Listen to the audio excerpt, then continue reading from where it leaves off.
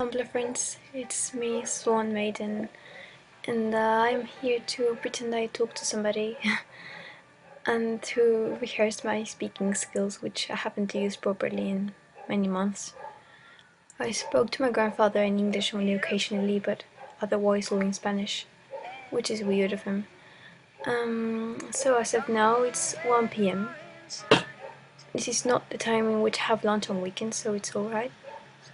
And I am rather cold, even though it's summer. Oh, it's maybe my low blood pressure. And I am listening to this mix by End of March, whom I love. It's called The Hill Behind the Old House. I was listening to the Iceland one, but I wanted to go back and it didn't let me. So you can see my bookshelf.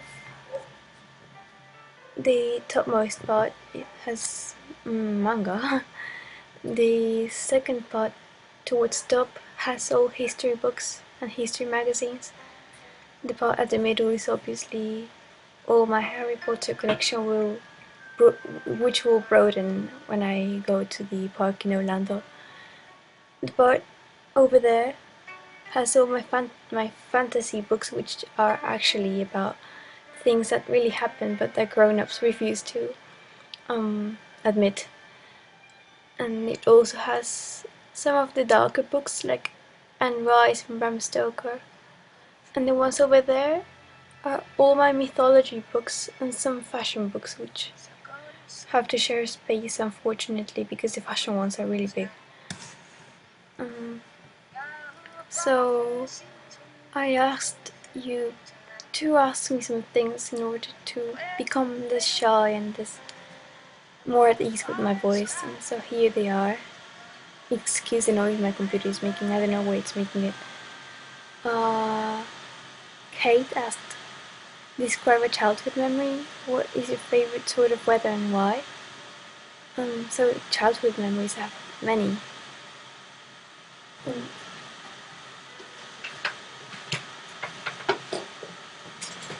I have this panel over here that I made of my friends in order to keep me more accompanied. So, and it all has pictures of memorable events, so I'll pick one from here. For example,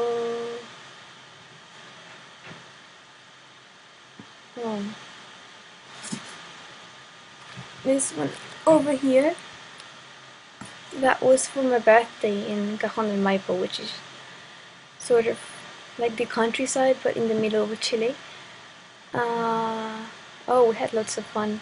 We went to pick up toads in our underwear because we had no swimwear, and we had raspberry pie because my friend's grandmother, she knew I liked it.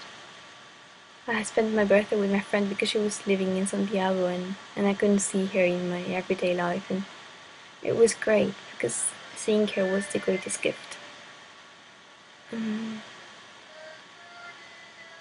That was lame, was it? Another one with her, another memory. One time I was at her house, which is like a block above mine, her old house, and we decided to trim the hair for our stuffed animals, thinking it would grow back more nicely. Oh, it turns out it didn't, obviously. And then we realized we messed up. So my favorite kind of weather is awfully cold but not forecoming a natural disaster. I really like it that cold because it's summer over here and it's always warm anyway. I live in a desert, so we don't get rain or snow or hail. We have rain once a year, and we all have to evacuate schools and go home because our buildings are not made for rain, and it's lovely, honestly. I get to go home, and that's the greatest thing for someone that hates school.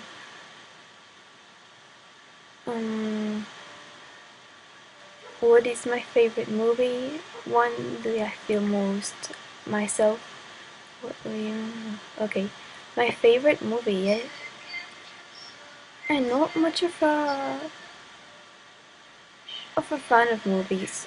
I tend to zone out and think on my own, or rather, whine about the movie and think how the book was better. I always do that.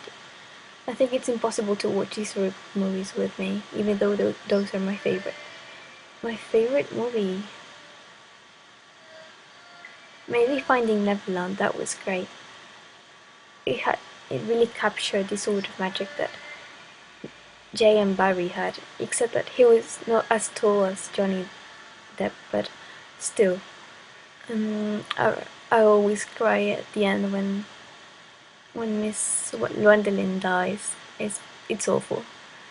And another favorite movie, Phoebe in Wonderland. I really love that. It's about a girl who has Tourette syndrome, but not the typical symptoms, and she has a really hard time at school and really controlling her behavior. But through um, through theater, she feels better, and she learns how to be herself without having the symptoms or the behaviors of Tourette's come up and do no good.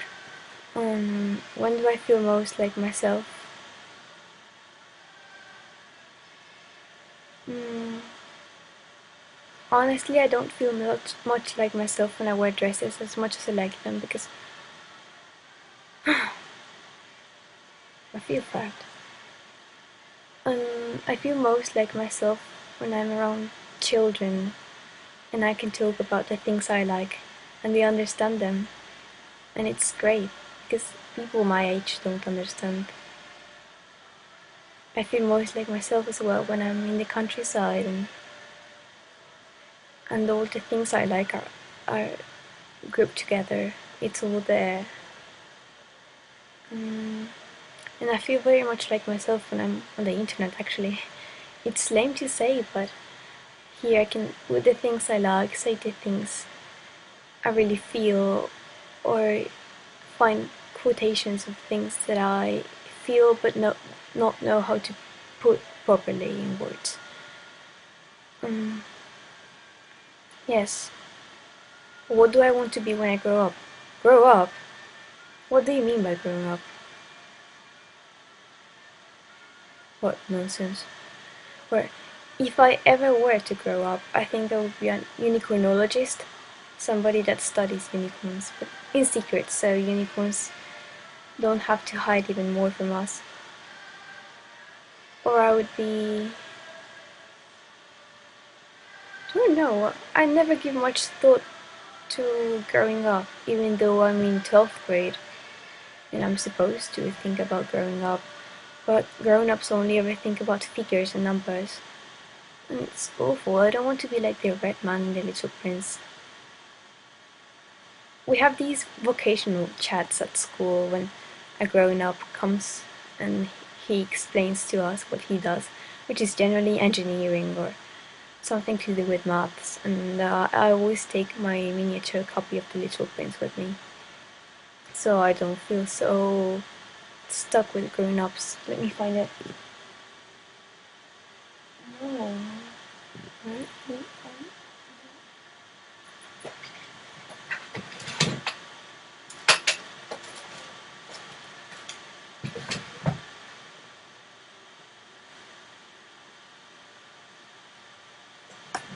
Okay, so I don't think I can find it without making a mess out of my bedroom. And I don't think you should like to see that. Okay, my favorite time of the day.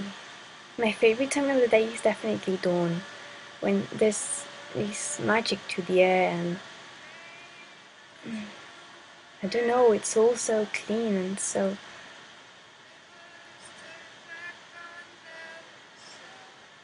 I'm not really particular with the cleanliness of it, but there's this sort of magic, like everything is exposed at dawn, when you feel this crisp, cold air in the air in the morning, and everything is this pinkish sort of white or lilac, and the moon refuses to leave. and you can see a few stars. I think Venus is very vain because you can always see her. I read once in a book, I think, that one should be sleeping in the night or early morning because the fairies get to paint all the flowers again and put everything straight and fancy. Oh, hold on.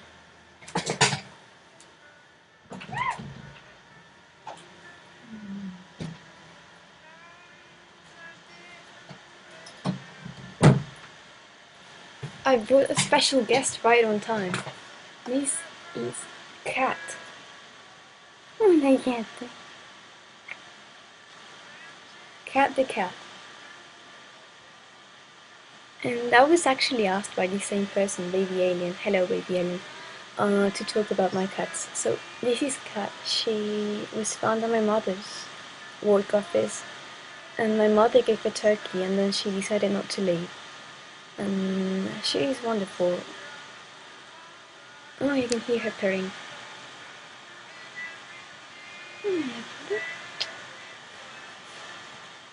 Now she wants to leave.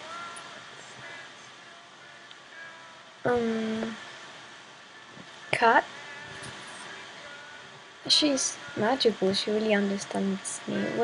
Once I was crying about the pine tree that was chopped from my front garden. I had this really tall pine tree and it had to be cut because it was getting ill, and I was crying because I had it for my whole life. And Kat, she came up to me and hold on.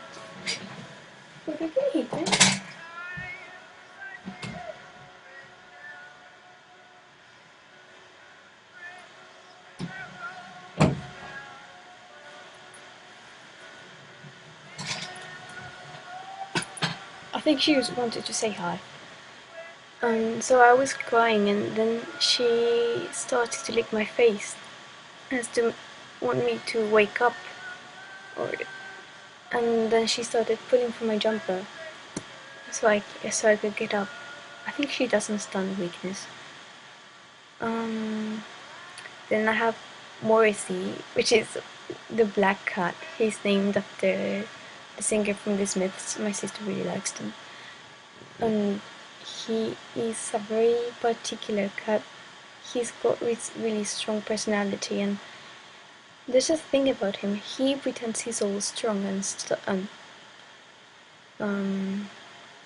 what's the word? Strong and mean and manly. Well, he's actually really keen on being cuddled and kissed, and though he doesn't like powder baths. And instead of licking other cats, he licks people. He likes giving kisses, especially in the nose. Then I have Aslan, whom is named after the lion in the Chronicles of Narnia. That was my my idea. And he's, I don't know, maybe the most of a mama's boy. He's really calm and always I don't know how to talk about him. He's very peaceful, though he has this particular meowing when you pick him up. And he's really slow, honestly. When you move a toy around him, he doesn't know when to grab it. Other cats grab it instantly, but he just stares at it. Then I have Nala, who is named after the lioness in The Lion King. She's really outgoing. She likes climbing everywhere and going up the terrace's roof. And I don't know. She's socially adapted, unlike some of the other cats. And even though she likes being outside and by her own, she also likes cuddles very much. Then I have Marie, whom is named after one of the kittens in the Aristocats. And She's really bonded with me. She always likes being in my bedroom at night, and when I don't open up the door for her, she whines until I do. And yeah, I think she's only really bonded with me because I pick her up and she doesn't whine. She actually really likes to be in my arms, but when other people do, she runs away or whines to be put down on the floor. I will make the second part now because this is already long enough.